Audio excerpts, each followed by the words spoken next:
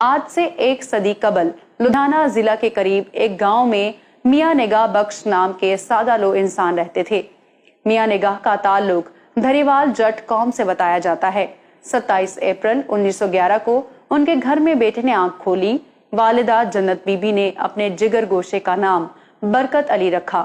ننھے برکت علی نے اپنی ابتدائی تعلیم اپنے گاؤں کے قریب رائے کوٹ سے حاصل کی۔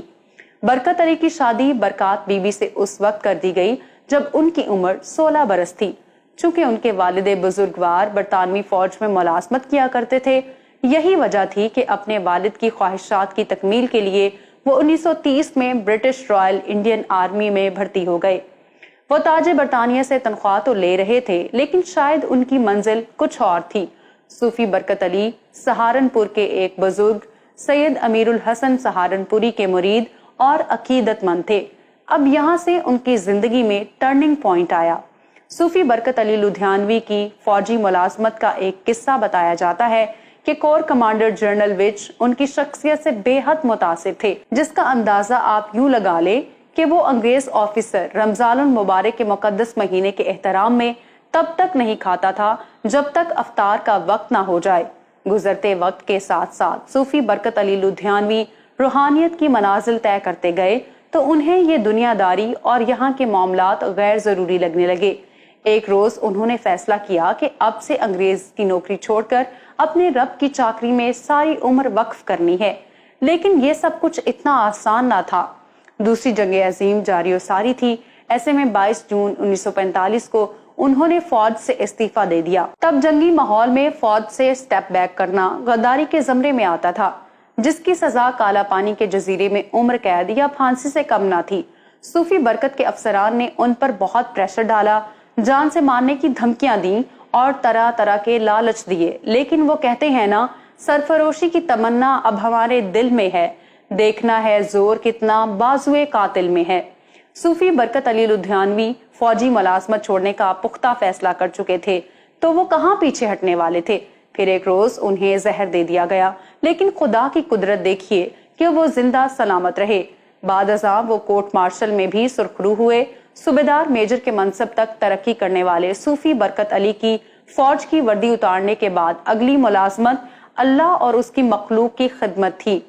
قیام پاکستان کے بعد وہ کچھ عرصے تک مختلف شہروں میں قیام پذیر رہے اور پھر وہ مستقل طور پر فیصل آباد کے قریب ایک علاقے میں آ کر رہنے لگے۔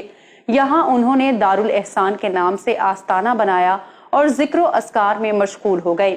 مسجد اور دینی مدرسے کے علاوہ انہوں نے ایک بڑا اسپتال بھی بنوایا، جہاں ہر خاص و عام کا مفت علاج ہونے لگا۔ 1200 بستروں پر مشتمل یہ اسپتال 1,25,000 مربع فٹ کے رقبے پر محیط ہے۔ انہوں نے پاکستان کے پہلے قرآن محل کی بنیاد رکھی، جہاں پر قرآن پاک کے قدیم نسخوں کو محفوظ کیا جاتا تھا۔ دارالاحسان میں لنگر کا وسیع انتظام تھا اور کوئی بھی شخص یہاں سے بھوکا واپس نہ جاتا۔ یہ ان کی تبلیغ کی برکت تھی کہ ہزاروں کی تعداد میں خانہ بدوشوں نے حضرت لدھیانوی کے ہاتھ پر اسلام قبول کیا۔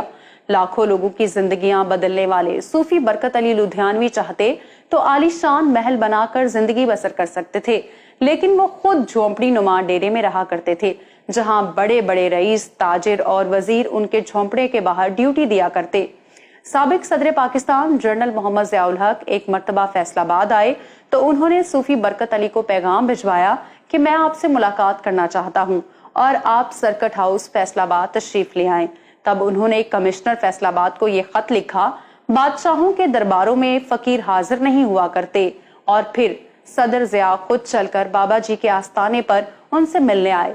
کم لوگ جانتے ہیں کہ صوفی برکت علی لدھیانوی نے ایک موقع پر نواز شریف سے کہا تھا، جاؤ تمہیں سرداری سونپی، تمہیں 3 مرتبہ بادشاہت ملے گی۔ صوفی برکت کے یہ الفاظ حرف بحرف سچ ثابت ہوئے اور میاں محمد نواز شریف 3 بار پاکستان کے وزیر اعظم بنے۔ انہوں نے پاکستان کے سرکاری نشریاتی ادارے پی ٹی وی کو بہت سارے انٹرویوز ریکارڈ کروائے۔ وہ فرمایا کرتے تھے، وہ دن دور نہیں جب عالم اقوام کے فیصلے یہاں سے لیے جائیں گے۔ ایک دن پاکستان کی ہاں اور نہ میں دنیا کی ہاں اور نہ ہوگی۔ اگر ایسا نہ ہوا تو میری قبر پر آ کر تھوک دینا۔ حضرت صوفی محمد برکت علی لدھیانوی نے اپنی زندگی میں ہی اپنی موروثی جائیداد اسلام کے لیے وقف کر دی تھی۔ بتایا جاتا ہے کہ وہ ہر کسی کا عطیہ قبول نہیں کرتے تھے اور جو رقم لیتے وہ شام تک خرچ کر کے حساب بے باک کر دیتے تھے۔ سال 1992 میں ایک امریکی این جی او نے انہیں 5 ارب روپے امداد دینے کی آفر کی، جسے انہوں نے یہ کہتے ہوئے لینے سے انکار کر دیا کہ ہماری روزی پرندوں کی طرح ہے جو صبح گھونسلوں سے بھوکے اٹھتے ہیں لیکن شام کو سیر ہو کر لوٹا کرتے ہیں۔ جیسے صبح کو گھر سے نکلے پنچھیوں نے شام میں گھر کو لوٹنا ہوتا ہے، ویسے ہی انسان کو اپنے رب کے حضور پیش ہونا ہوتا ہے۔ 26 جنوری 1997 کو 85 برس کی عمر میں حضرت لدھیانوی اس دار فانی سے کوچ کر گئے۔ ان کے جنازے میں انسانوں کا سمندر تھا اور عقیدت مند پھوٹ پھوٹ کر رو رہے تھے۔ صوفی برکت علی لدھیانوی کو دارالاحسان فیصل آباد میں سپرد خاک کیا گیا، جہاں آج ہزاروں لوگ ان کے مزار پر حاضری دینے آتے ہیں۔ تاجدار دارالاحسان حضرت صوفی برکت علی لدھیانوی نے دین و مذہب، اخلاقیات، فلسفی اور نفسیات سمیت مختلف موضوعات پر 400 سے زیادہ کتب تحریر کی۔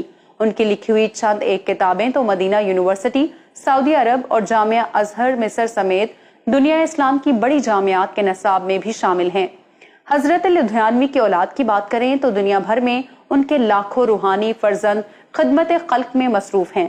محمد رفیق تارڑ، میاں محمد نواز شریف، ملک معراج خالد، ملک غلام مصطفیٰ کھر، چودھری ظہور الہی، چودھری شجاعت حسین اور مولانا کوثر نیازی سمیت ملک کی اہم ترین شخصیات حضرت بابا جی کے عقیدت مندوں میں شامل تھی۔